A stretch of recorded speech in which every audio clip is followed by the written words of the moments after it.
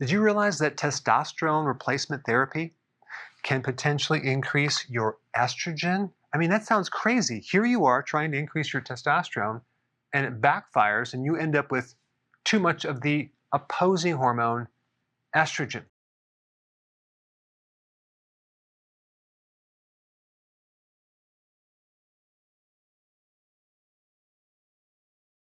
What's up guys, Derek, moreplacemoreace.com. Today we are going to be reacting to Dr. Eric Berg talk about testosterone therapy spiking estrogen. And I guess his stance on, I don't know if it's his stance on TRT or if it's just like making it seem like it's bad or good or what. Like, anyway, let's get into it. Did you realize that testosterone replacement therapy can potentially increase your estrogen? I mean, that sounds crazy. Here you are trying to increase your testosterone, and it backfires, and you end up with too much of the opposing hormone, estrogen.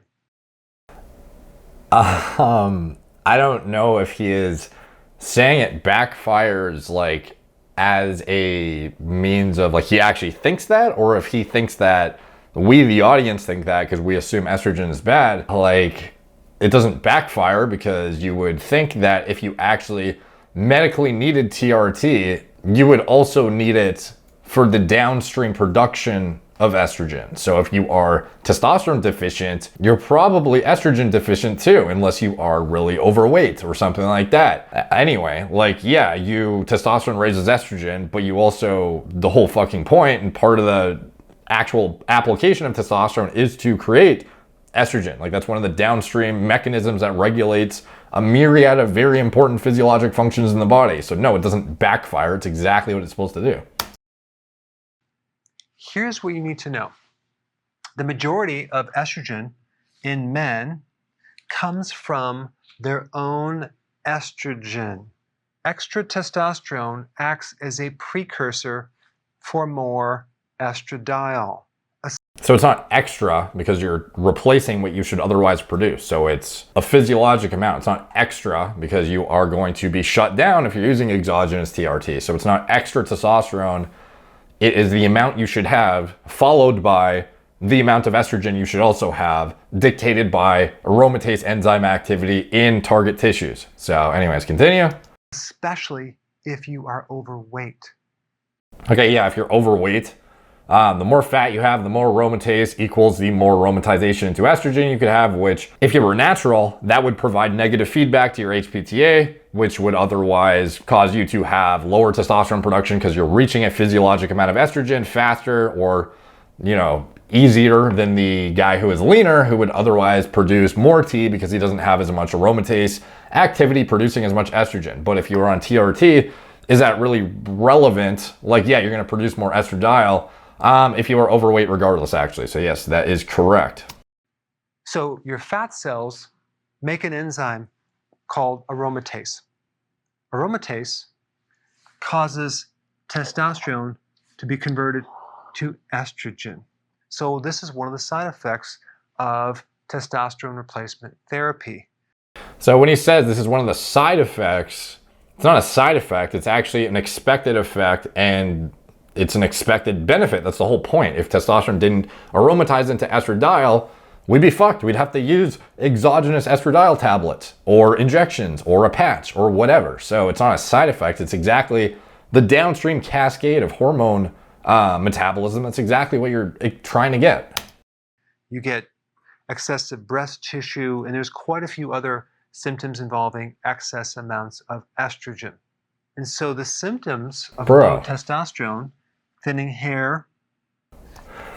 Okay, so if you have high estrogen, you might hold fat in trouble spots a bit easier. He's basically implying you're gonna get like man titties if you have too much estrogen. It's like if you don't have, it all comes down to inhibitory inputs versus stimulatory inputs. So if you have a greater amount of estrogenicity in the body relative to androgenicity, yeah, you can develop gynecomastia, but that is something that should be self-regulating in somebody who has a proper intake of micronutrients, macronutrients, good exercise, sleep hygiene, is lean enough, etc. This is not something that should happen as a result of therapeutic replacement in somebody who is an otherwise healthy individual and has good metabolism of sex hormones, that would balance itself. You don't just, because you have, even if you had a high E2 on a piece of paper, it doesn't automatically mean you're gonna get gyno. So, and then for him, low T symptoms, saying thin hair, it's like, bro, do you even understand what androgenic alopecia is? It's literally caused by androgens, androgenic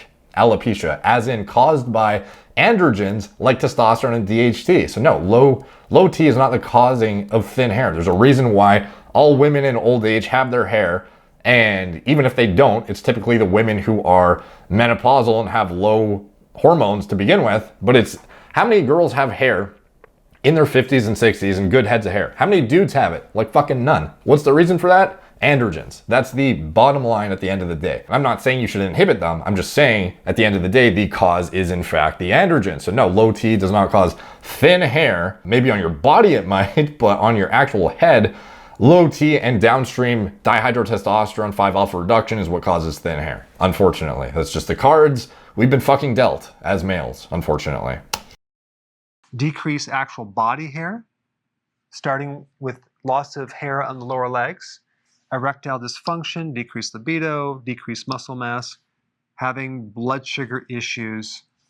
Yeah, so this is all accurate. It's not guaranteed you're gonna get these, but yeah, if you're low T, you're very likely to encounter this, and this is actually interesting. Tie back to the Thomas DeLauer video I did recently where I kind of analyzed his most recent blood test with him on the channel, as well as when I did his previous blood work analysis, and you'll note that he was like bordering on hypogonadism clinically on a piece of paper based on his total and free test levels, and his glucose levels were pushing over 100. So I theorized that if he intervened with exogenous TRT, he might actually be able to bring that number to a more reasonable level. And I guess we'll see in the future if he implements that or not. And obviously that is partially going to be contributed to via his ketogenic diet model. But at the end of the day, like, I think that the low androgens is contributing to that being a bit higher than it otherwise should be, because he is walking around, at least based on his last two blood tests, at, you know, like borderline, like actual, the equivalent free test levels of a like low T, like 70-year-old man essentially. So obviously that is going to have a negative impact on your glucose levels at the end of the day, and could otherwise be rectified potentially by intervening with exogenous TRT. These are all symptoms of low T. But the question is, what is underneath this whole thing? So you're trying to increase it, but what's really causing low testosterone? Well, one big cause would be a deficiency in zinc. Zinc is one of the best trace minerals to increase testosterone. If you're zinc deficient, you can even develop a condition called hypogonadism, where your gonads actually shrink. And it's very easy nowadays to be deficient in zinc. Okay, so as far as zinc and being deficient, it's like, typically I see guys who are like copper deficient over top of zinc, and it's kind of the opposite. But I mean, I guess it's entirely possible, especially for people who aren't having meat and stuff like that. I don't know, like, it's one of the things that most people have a multivitamin, most people get enough zinc. I guess if you don't get enough, you're not gonna get adequate testosterone production. That could be a downstream consequence. One thing I would recommend to make this a lot easier on yourself without having to second guess what the fuck is going on, go to a site called chronometer.com, CRONOMETER.com. It's like MyFitnessPal, except it actually shows your micronutrient imbalances and deficiencies, and you actually see, you plug in your diet, and then you can see laid out your macro and micronutrient intake, and you can actually see if you're deficient in any vitamins or minerals specifically, including zinc. So you would know if you were deficient, at least based on RDAs, and then you can kind of, you know, own in on it and like make adjustments accordingly, but it actually gives a good way to break down your diet model and show if it's actually healthy or not. So, you know, don't just assume you're zinc deficient, like actually plug your fucking diet in and see if you are. I'm going to put some videos down below if you're new to my channel, because it's very important to understand why you might be deficient in zinc, if that's the cause. Fenugreek is another natural herb that can help increase testosterone. Tribulus is another one as well. But in summary, when we're dealing with low levels of testosterone, zinc is a really good natural remedy that can help you. Thanks for watching. If you're deficient, which you may not be if you actually have a good diet. So pounding yourself with zinc supplements does not necessarily rectify the problem. So I don't know what this video was even doing. I don't know, like, testosterone therapy spikes estrogen. He's making, like, from what I gather, he is implying that testosterone replacement therapy can cause excessive amounts of estrogen that would otherwise be unhealthy, and you should otherwise look to naturally boost your testosterone through natural means like zinc, fenugreek, and tribulus. So I don't like, Dr. Berg has a widely spanning channel that covers an array of different health things, but you can tell when he gets into endocrine parameters, he's in over his head. So for me, like the way he outlines estrogen, like it's bad and it should otherwise dissuade you from using TRT because it can cause this unwanted issue. It's like, I don't really know if he understands how important sufficient estrogen levels are. Like they're needed for libido, for vasodilation, for cardiovascular health, brain health, bone health. And it's like, there's a reason why in women, cardiovascular disease risk spikes through the roof after menopause. Like you can actually see once they hit menopause, boom, goes through the roof. It isn't a coincidence that the majority of women who develop heart disease have it occur after their estrogen production plummets into the ground. And in addition to that, neurodegenerative disease, guess when that happens? It's when estrogen plummets into the ground. So if you don't have a sufficient amount of estrogen relative to androgen levels in the body, cardio and neurotoxicity levels are going to be significantly higher than they would be if you had a healthy endogenous estradiol level that is produced via this aromatization process. So no, TRT, if you are low T, the TRT is needed to get to the physiologic amount of testosterone, but downstream, that conversion to estrogen is actually what leads to the cardio protection, the neuro protection, the things you actually need is largely dictated by the estrogen. So if you're deficient in test as well as estrogen, you have some major consequences as a result of that. So to kind of like paint estrogen in such a bad light, it's kind of like, I don't know, like I don't think he really understands it. Like, let me show you an example here. I referenced this a while ago on the difference between therapeutic replacement of TRT with and without estrogen. So let's just say we inhibit the aromatization process. What exactly happens to neurotoxicity levels in the body? So let's look at this. So let's see, at neuroprotective effects of testosterone at physiological dosages without Aromatase. So in this chart here, we can see at physiologic dosages without an aromatase inhibitor present, testosterone has shown to have a neuroprotective effect. So we can see here, the NMDA toxicity at a physiologic level without an aromatase inhibitor, but suddenly when you introduce anastrozole, which is another name for Arimidex, a very commonly known aromatase inhibitor, look how much percentage NMDA toxicity spikes up. Now when we look at 10 times the amount of tests, we can see that percentage of NMDA toxicity is still below baseline. It's still neuroprotective. However, when you introduce an aromatase inhibitor, all of a sudden neurotoxicity values skyrocket. Now, when you get into supraphysiological doses of testosterone, yes, it's going to be neurotoxic at any dose above and beyond that in a dose-dependent manner. However, notice that there is still an increased exacerbated neurotoxicity when you inhibit aromatase. So there is a physiologic amount of estradiol that is needed to mediate the neuroprotective actions in the brain that otherwise are downstream from testosterone. So if you're inhibiting aromatase, or you just have too low of estrogen via whatever, that's bad for you. Like plain and simple, it's cardiotoxic, it's neurotoxic. This is literally the role of testosterone in the body.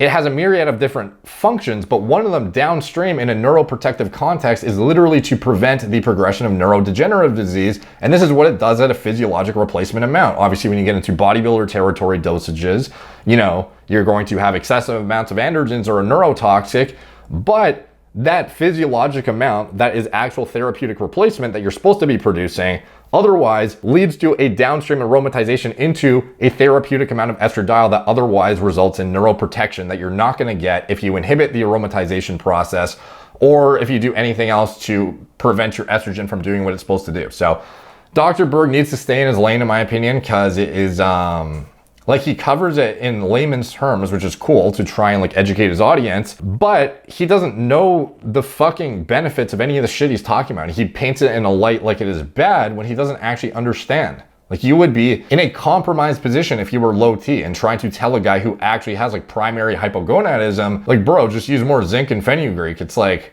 it's probably not going to resolve the problem if he's otherwise optimizing his lifestyle and diet to begin with. So max out your natural potential, go fucking fix your diet, go on Chronometer, max out your micro and macronutrient intake, get your minerals and shit, balance them out, get enough sleep, make sure your sleep metrics are on point, get exposure to light in the morning, follow your circadian rhythm, blah, blah, blah. But at the end of the day, if you actually need TRT, which some people justifiably do, walking around with low T is not going to be good because it keeps your estrogen where like at a lower amount. Like you need that estrogen to provide these benefits I outlined. So take from that what you will. Thank you guys for watching. Please like, subscribe, check out my blog, moreplates.com if you want more deep dives into testosterone replacement therapy, pharmacology, endocrinology, etc. If you want to support the channel, you can check out anything I'm associated with in the video description down below, including my TRT clinic. If you are interested in seeing if TRT is justified for you based on your current hormonal status, or just get an expert to kind of analyze your hormone panel as well as other biomarkers and assess for any imbalances or deficiencies or any